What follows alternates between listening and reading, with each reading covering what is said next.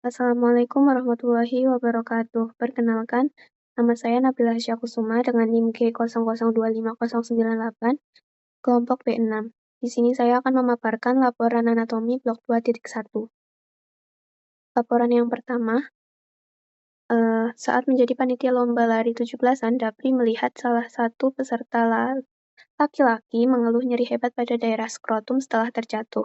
Di sisi lain, ada juga peserta yang sudah lama mengeluh benjolan di skrotum yang terasa seperti sekumpulan cacing, dan seorang bapak yang sering bolak-balik ke toilet karena sulit BAK. A. Jelaskan anatomi penis, skrotum, dan testis. Lalu B. Jelaskan jalur perjalanan sperma dari testis hingga keluar menuju ostium melalui ostium uretra eksternum. Dan C. Jelaskan kemungkinan perbedaan anatomi dan klinis dari keluhan pada skenario tersebut, terutama yang mengarah ke torsio testis, varikokel, dan pembesaran prostat. Yang pertama, anatomi penis. Penis itu secara umum dibagi menjadi pars fixa dan pars libera. Pars fixa terdiri dari bulbus penis dan crus penis. Sedangkan pars libera terdiri dari corpora cavernosa penis, corpus spongiosum penis, dan corpus spongiosum penis ini akan berlanjut menjadi gland penis. Jadi bulbus berlanjut ke corpus spongiosum penis dan berlanjut ke gland penis.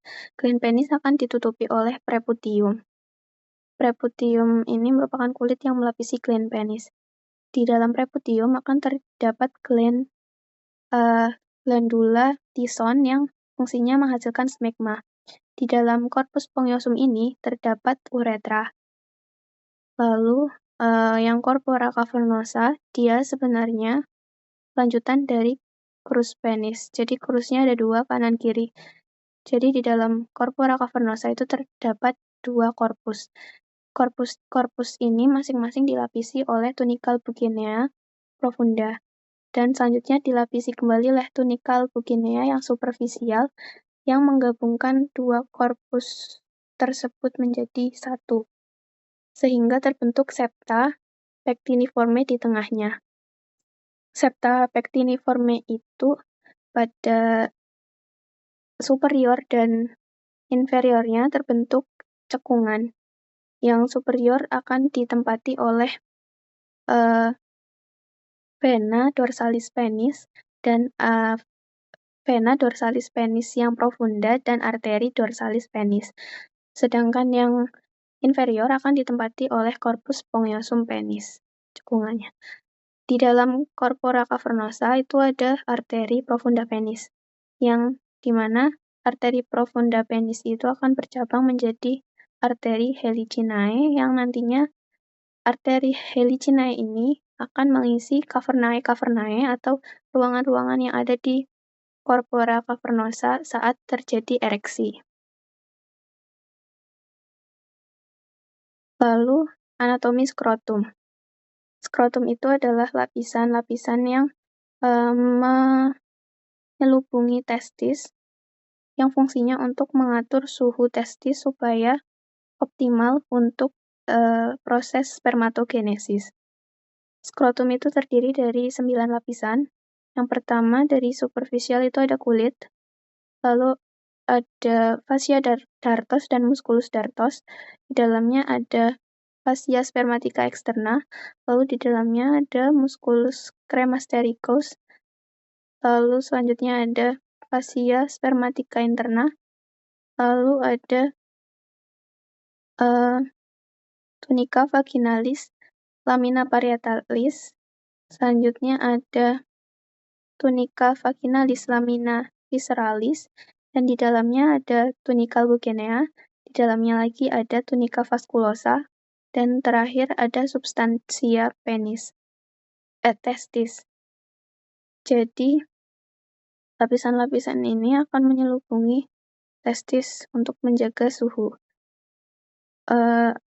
Tadi ada dua muskulus. Muskulusnya itu berfungsi untuk mendekat dan menjauhkan testis, yang fungsinya ya berhubungan dengan suhu tadi.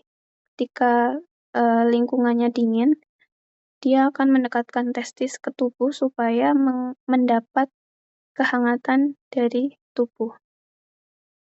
Selanjutnya anatomi testis. Testis itu terdiri dari sepasang kanan dan kiri yang digantung oleh funiculus spermaticus. Funiculus spermaticus kiri itu lebih panjang sehingga testis kiri akan lebih turun lebih ke bawah daripada yang kanan. Testis ini merupakan tempat pembentukan sperma. Lebih tepatnya di tubulus seminiferus. Jadi nanti akan dibentuk spermatozoa dan akan dimatangkan di epididymis ini. Selanjutnya, perjalanan sperma. Jadi sperma awalnya itu spermatozoa dihasilkan oleh sel gamet yang ada di tubulus contortus seminiferus di testis.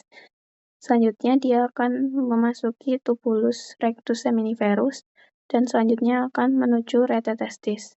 Setelah dari rete testis dia akan menuju ductus efferent testis dan setelah itu akan memasuki epididymis untuk dimatangkan.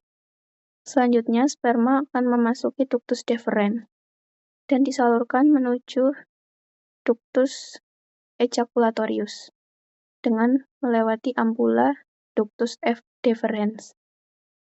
Di ductus ejaculatorius, dia akan bertemu dengan sekret dari seminal vesicle, vesicula seminalis.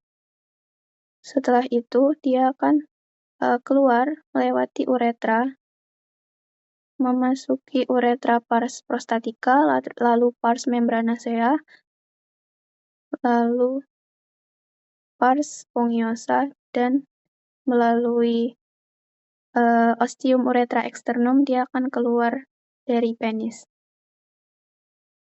Selanjutnya, kelainan pada UGM. Pada kasus tadi terdapat 3 kelainan, yaitu ada torsiotestis. Jadi, pada normalnya, korda spermatik itu seperti ini, rapi, lurus. Sedangkan pada torsiotestis, dia testisnya berputar sehingga korda spermatikanya itu jadi memutar seperti ini, sehingga bisa menyebabkan nyeri karena terhambatnya aliran darah di pembuluh-pembuluh yang ada di sini.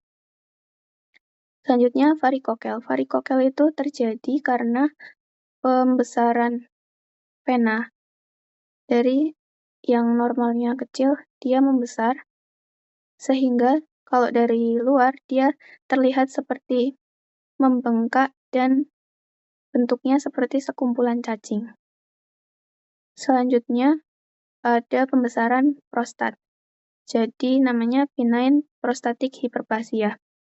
Pembesaran prostat ini bisa menyebabkan sulit BAK karena uretra pars prostatica yang seharusnya normal seperti ini bisa untuk keluar urin, dia akan terhimpit oleh glandula prostat sehingga tidak dapat keluar urinnya.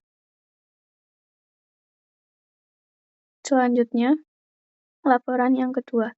Saat acara camping, Miko sudah menahan kencing sejak sore karena toilet umum antri panjang. Malamnya ia mengeluh nyeri pinggang yang menjalar ke bawah anyang-anyangan dan merasa BAK tidak lampias. Keesokan paginya, temannya panik karena Miko bolak-balik ke toilet sambil memegangi pinggang seperti sedang audisi sinetron. Yang A, jelaskan pembagian organ sistem uropoietika dan fungsi umum masing-masing organ. Lalu yang B, jelaskan alur perjalanan urin mulai dari ren hingga keluar melalui uretra serta sebutkan bagian-bagian penting yang dilalui. Kita mulai saja. Jadi organ sistem uropoietika itu secara umum terbagi menjadi 4, yaitu ren, lalu ureter, lalu vesika urinaria, dan uretra. Ren dan ureter terdiri dari sepasang kanan-kiri, sedangkan vesika urinaria dan uretra hanya 1. Lalu fungsi-fungsinya itu Ren secara umum fungsinya adalah untuk menyaring darah. Jadi dia akan menyaring darah atau disebut fungsi filtrasi. Setelah mengalami filtrasi nanti akan membentuk urin yang setelah filtrasi dia akan terjadi reabsorpsi dan sekresi, yaitu membuang zat-zat yang sudah tidak berguna atau yang berbahaya dari dalam tubuh. Jadi fungsi ginjal juga untuk ekskresi, membuang zat yang sudah tidak diperlukan. Selain itu, ginjal juga mempunyai fungsi sekresi, yaitu menghasilkan hormon-hormon yang dibutuhkan tubuh.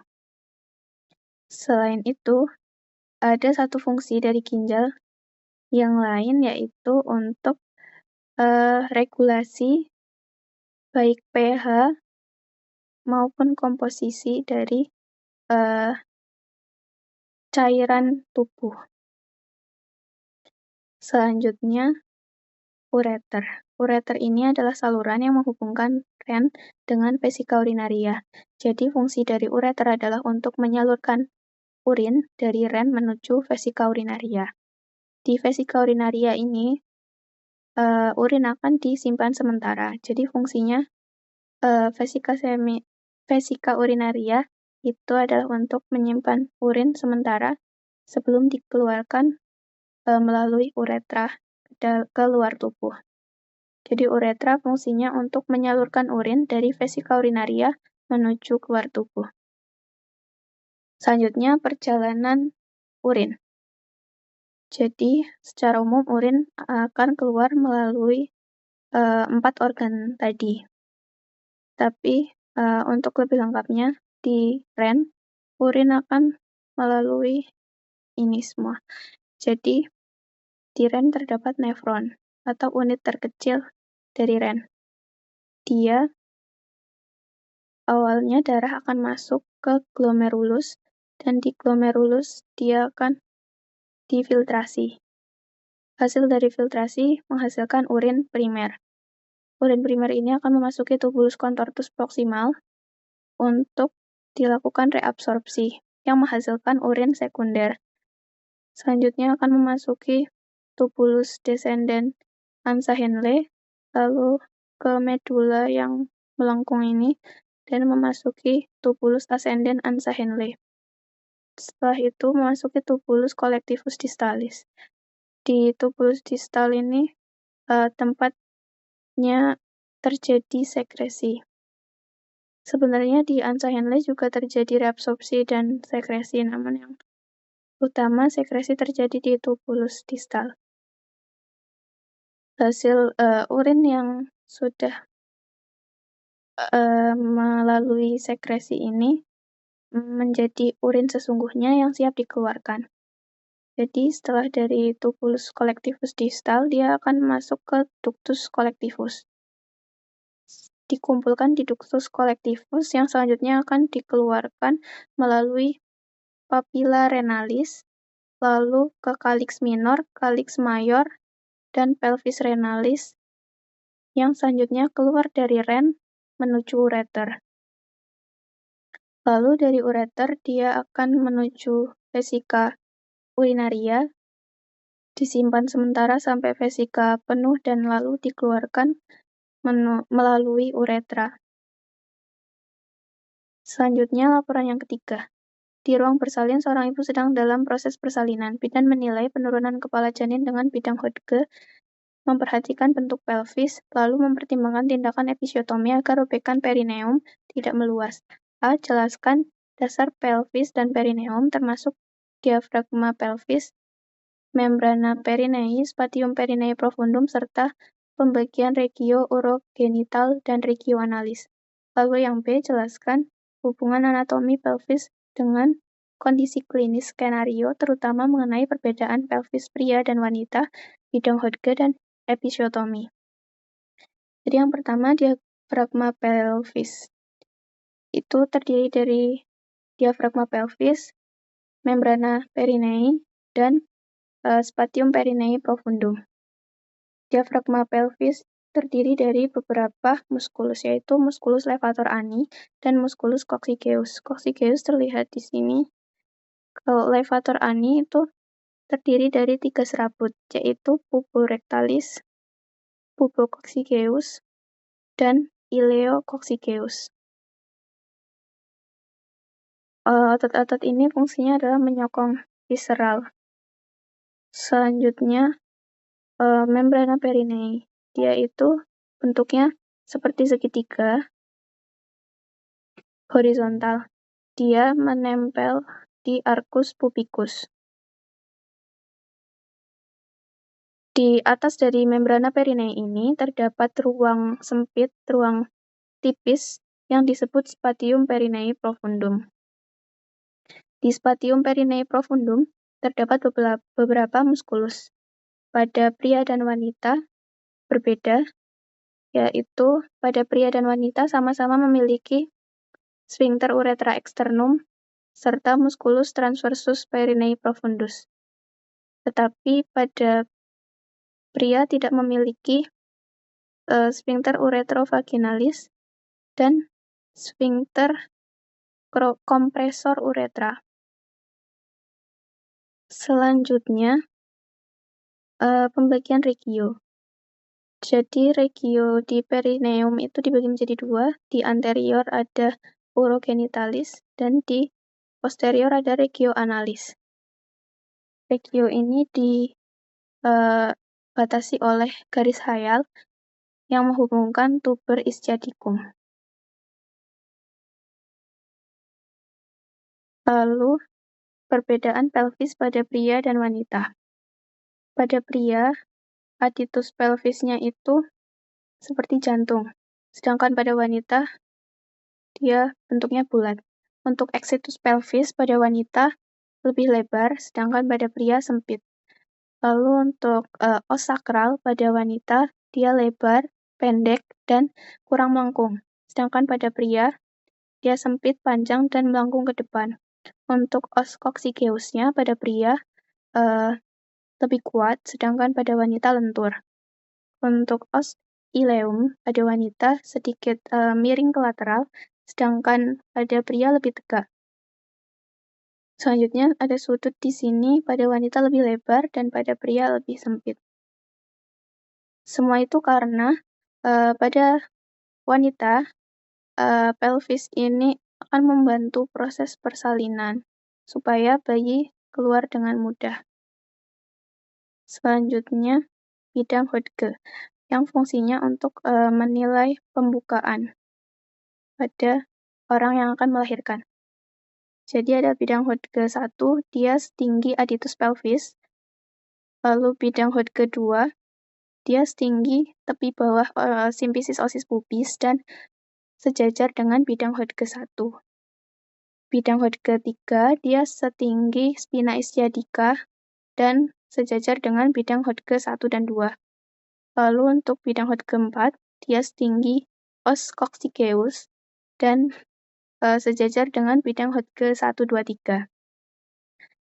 Yang terakhir, episiotomi. Jadi, pada wanita yang melahirkan, biasanya dilakukan episiotomi supaya robekan pada vaginanya itu tidak menyebabkan ruptur di musculus sphincter ani. Jadi, dia akan disobek. Ada 2 macam, yaitu mediolateral dan median. Yang median itu lurus ke belakang, tetapi tidak sampai mengenai musculus sphincter ani. Sedangkan yang mediolateral, dia sedikit miring ke samping 45 derajat. Baik, mungkin itu yang dapat saya sampaikan. Mohon maaf apabila ada kesalahan. Terima kasih dan wassalamualaikum warahmatullahi wabarakatuh.